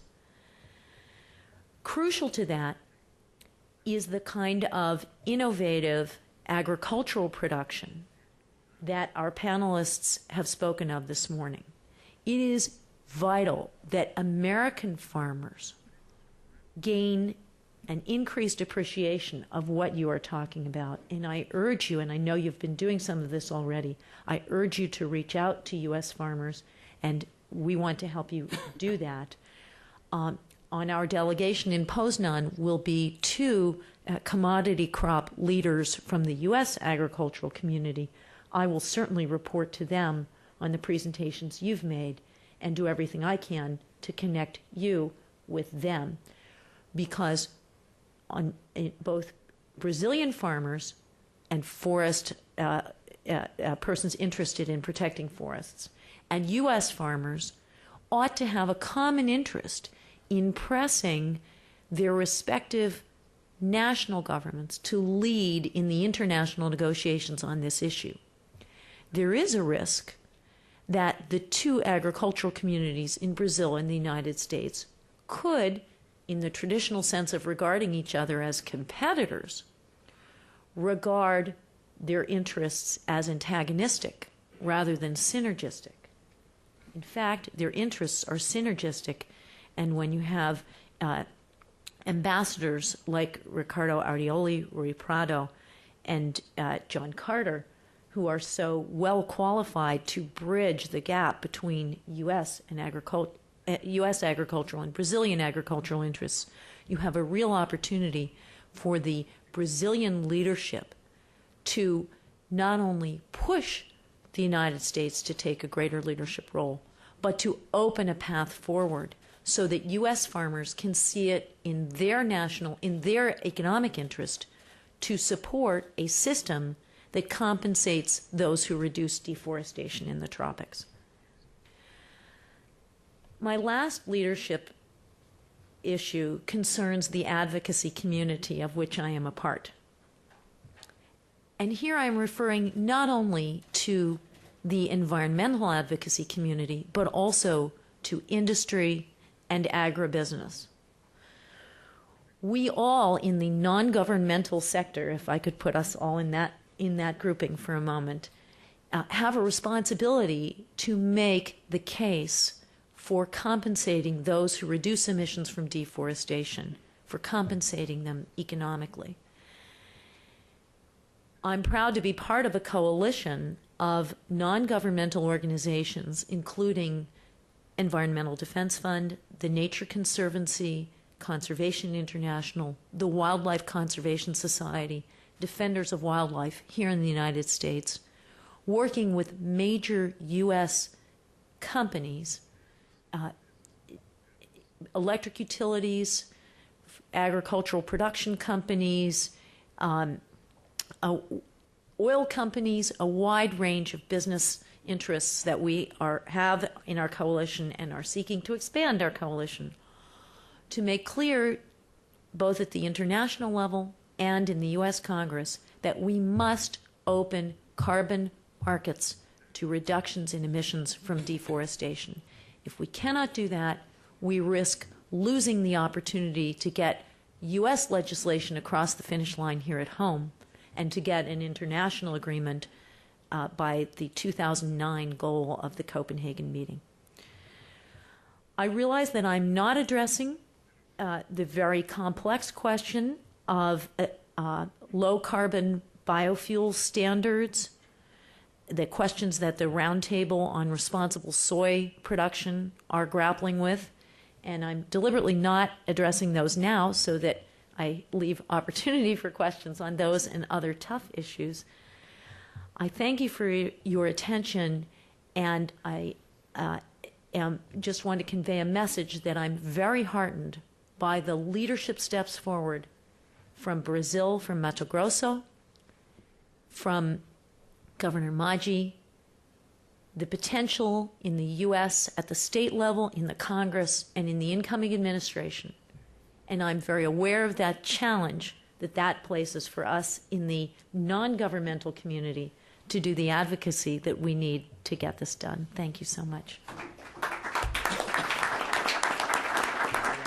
Hi, we are going to break now. Just before we do that, I would like to tell you a couple of things. First is that in 2009, the Brazil Institute will lead a discussion precise along the lines that Annie just mentioned. We have been urged by members of our advisory council to precisely start this debate to see in Brazil there are interests from the agri sector, there are industrial interests, etc., that want to test the idea of our position as Brazil, moving into a less defensive, a more creative position on the climate change debate in preparation for the Copenhagen meeting of December of 2009. Now, the second point is that we are going to break now, and then we are going to come back. Tom Lovejoy and Mark London will join us. We are going to find room here in this table. They are going to make some remarks, and then we are going to open this for dialogue with you, questions from the audience. My colleague and friend Jeff Dabelko from the Environmental Change and Security Program, who is the expert on issues related to environment, climate change, will lead the discussion. So we should break now and be back here in 10 to 15 minutes.